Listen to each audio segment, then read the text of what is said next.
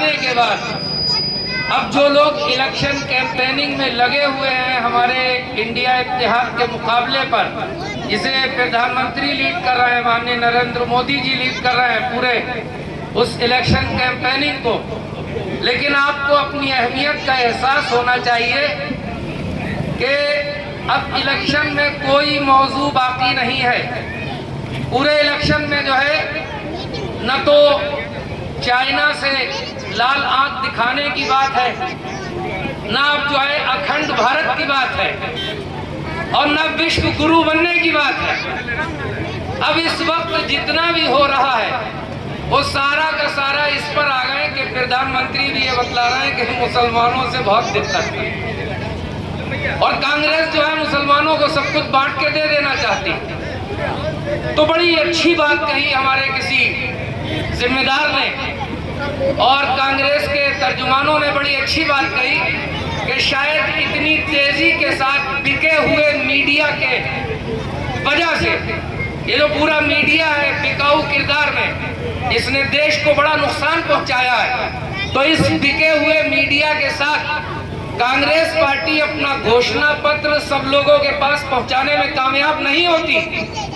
लेकिन जो है धन्यवाद दिया जाए मोदी जी को, जो कांग्रेस पार्टी के घोषणा पत्र के एक एक लाइन को उन्होंने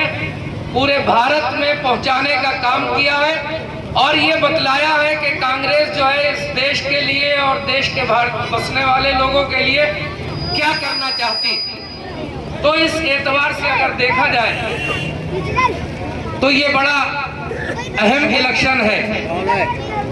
और इस इलेक्शन में सब कुछ भूल करके,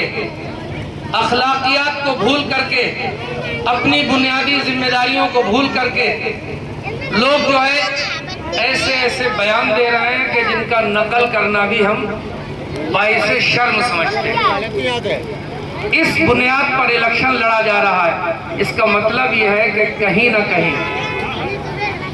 जो कमजोरी है, कहीं ना कहीं जो परेशानी है, वो परेशानी जो है भारतीय जनता पार्टी और उनके अलायंस को नजर आ रही है। इसलिए जो है अनाप शनाप बातें बराबर कही जा रही हैं और बहुत ज्यादा उल्टे सीधे बयानात दिए जा रहे हैं। मैं इस मौके पर तमाम, सिर्फ मुसलमानों से नहीं, मैं तमाम भारत से प्रेम करने वाले, देश से मोहब्बत करने वाले एक एक नागरिक, एक एक सम्मानित मतदाता से ये कहता हूँ कि यही वक्त है कि आपको पहचानना है कि हिंदुस्तान से मोहब्बत कौन करता है, इस सरजमीन से मोहब्बत कौन करता है, इस वतन को बनाना कौन चाहता है, और इसकी आवाज दुनिया में बुलंद कौन करना चाहता है, और कौन है जो सिर्फ अपनी कुर्सी बचाने के लिए, सिर्फ अपनी सरकार को बचाने के लिए, सिर्फ अपनी सत्ता को बचाने के लिए देश में नफरत का जहर घोल रहा है। हर एक मतदाता को, हर एक वोटर को पूरी ताकत के साथ ऐसे लोगों को जवाब देना है। कहिए जवाब देंगे इंशाअल्लाह। अच्छा, ईमानदारी से बताइए कि जो भी काम हुए 10 साल में, अगर भारतीय जनता पार्टी और एनडीए की सरकार को ये लगता है कि उनके जरिए कराए हुए कामों पर वोट मिल रहे हैं, तो वो अपने काम कराए हुए बताते क्यों नहीं पब्लिक को? ये क्यों नहीं बताते कि 10 साल में उन्होंने जो है हिंदुस्तान के लिए क्या किया, इंडिया के लिए क्या किया,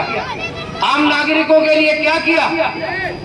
10 साल में बताने के लिए कोई मौजू, कोई मुद्दा आज जो है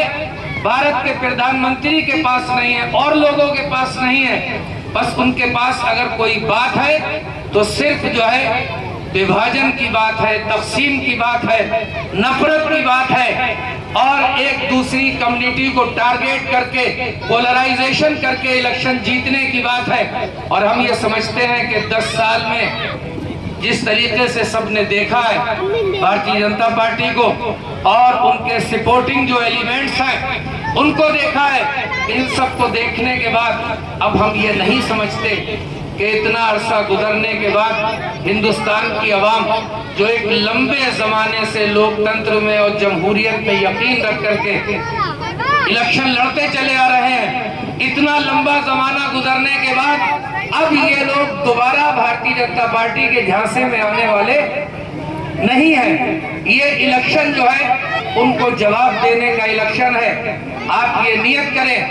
कि एक एक वोट पूरी जिम्मेदारी के साथ और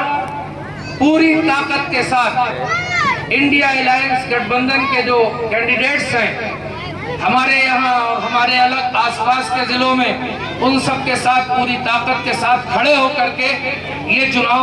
हमें लड़ाना है और इंशाअल्लाह इसमें कामयाबी हासिल करनी है। मैं मुसलमानों से एक खास अपील और करना चाहता हूँ। आप जो है वोट जरूर दीजिए और पूरी जिम्मेदारी के साथ दीजिए। एक एक आदमी का वोट डलवाइए, लेकिन ये लोग, चाहे वो मीडिया की तरफ से आने वाले लोग हों, चाहे अपोजिशन पार्टियों के भड़काऊ बयान देने वाले लोग हों, इनकी बातों का जवाब देने की जरूरत नहीं है। इन्हें तो इंशाअल्लाह हिंदुस्तान की मेजॉरिटी जवाब देने जा रही है और जब इलेक्शन का रिजल्ट आएगा तो ये मुंह दिखाने के लायक कहीं नहीं बचेगा।